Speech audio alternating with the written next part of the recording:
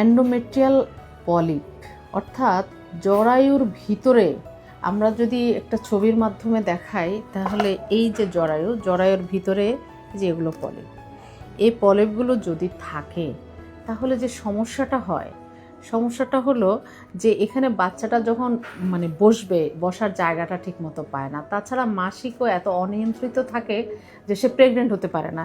তাহলে আমরা যদি এই যে পলিপগুলো, এগুলো বর্তমানে ব্যবস্থাপনা খুবই ভালো ব্যবস্থাপনা আছে। তার মধ্যে হিস্টেরোস্কোপি একটা মাধ্যম।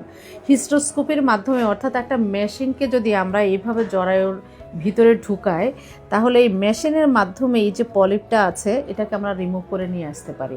তাহলে সেক্ষেত্রে আমাদের প্রেগনেন্সি এবং সাকসেসফুল প্রেগনেন্সি সব কিছুই পসিবল। তাহলে আমরা হিস্টেরোস্কোপির সাহায্য অবশ্যই নেব।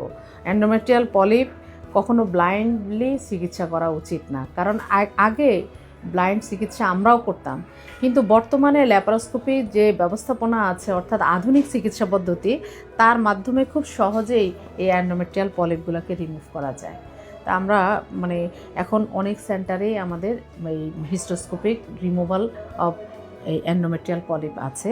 আমরা এইভাবেই চিকিৎসা নেওয়াটাকে উত্তম মনে করি।